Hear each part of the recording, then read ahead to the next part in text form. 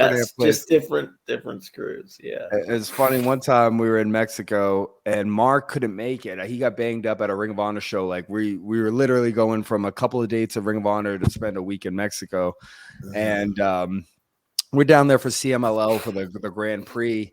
And a lot of stuff especially when you first get down there, you're just not expecting. You have to do kind of press on the fly a lot, and they don't really tell you too much. Like they told us we were getting our Grand Prix jackets.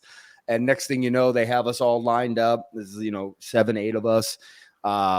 And we think they're just taking a picture of us all in our jackets. Well, then a camera crew comes out and now they're asking us to cut promos. And, no big deal. We can cut, we've done this a million times. You can cut some promos on the fly. But the first one to go, I want to say was Acula or Jay Rios, and who can speak very fluid Spanish. And he cuts a full promo in Spanish. Then Mecha Wolf went and he cut like most of his promo in Spanish. And now at this point, Jay's standing next to me and I can feel his body like starting to move and stuff. And I know he's getting like antsy because he can't speak a lick of Spanish. And he's thinking everyone's expecting me to talk in Spanish. So I am getting excited, just to see this.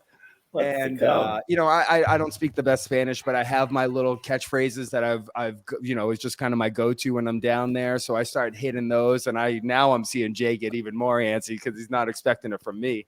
And so the camera goes to him, and he just goes, "Hola, Jay Briscoe here," and I ruin everything. I just fall on the floor laughing hysterically. And he just starts throwing in random Spanish words that he thinks might fit. And it was I've been searching for it. It's one of the funniest things ever. But that's just, and who was the most over person of the whole deal? Jay Briscoe. You know what I mean? That's just him.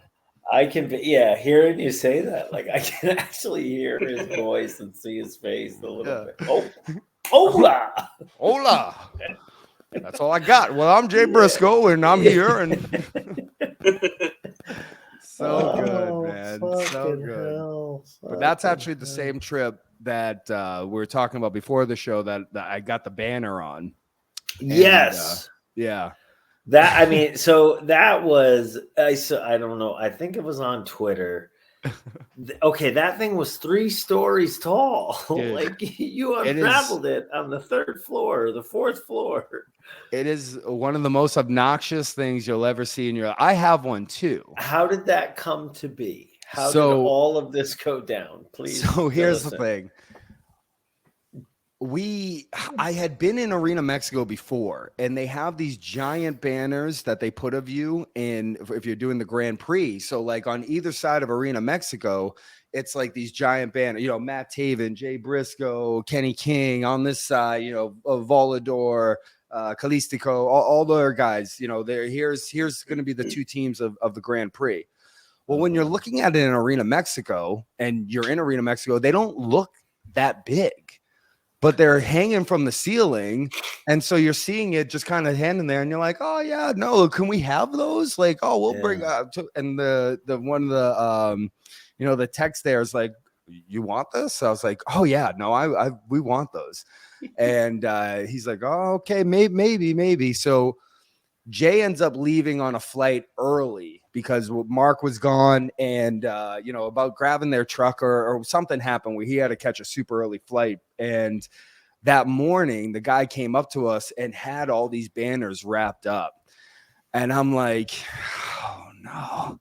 I know Jay wanted his, but I had been gone for Ring of Honor and then spent a week in Mexico. And now I have my banner. I'm packed with luggage. And so I'm like, I think I can get away with this somehow. I have this guy fold this into like it's like a Chipotle burrito style folds. And I put it just on top of my bag and just kind of like put my backpack on top of it and acted like, this is just a carry-on. This is just a giant, tarp that I have for some reason as a carry-on.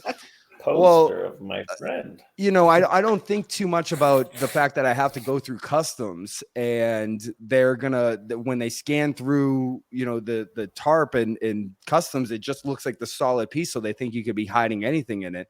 Next thing you know, they're unraveling this thing in customs, and it is 30 feet plus long.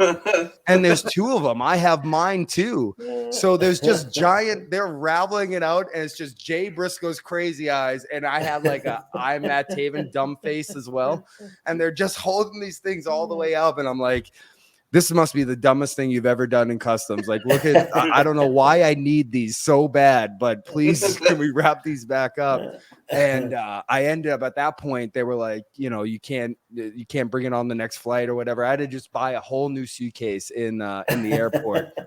But it kind of was worth it because I'd been lugging around both of those at that point, that I was like, this is easier. So I get it home, and I don't tell Jay about the whole fiasco about getting through customs and stuff and whatever.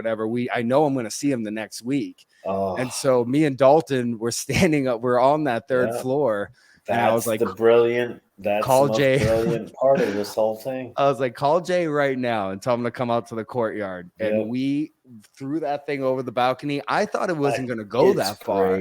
It hits the ground and goes down and stuff. The best part is that, like, you didn't really, I guess I didn't think about the people underneath us. So out of nowhere, early in the morning, you know, their rooms just turned pitch black because someone just threw like basically what a tarp that you would throw if you were doing like a bug bomb to the place. Listen, I'm sure they're bad people. Sure they were. Well, the person on the third floor came out, on the first floor came out, and like he was looking up at this, and we're just, you know, I don't even have a shirt on. We're just laughing like little children, and it's just a giant crazy man on a 30-foot banner who now starts walking out to his banner through the courtyard. He just went right back inside. I don't know. That's when you threaten to pee on him. That's when you say, like, sir, please back into your room.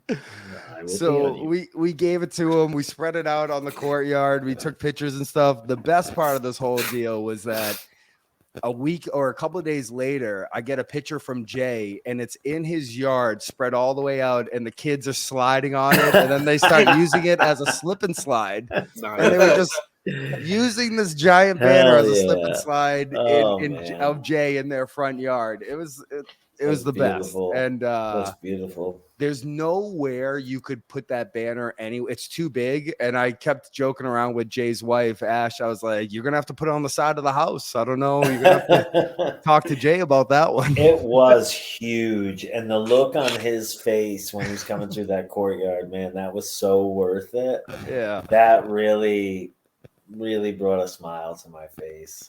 It was worth it. I had a travel day from hell, but just to unfold the most obnoxious banner of all time for Jay Briscoe was definitely worth it.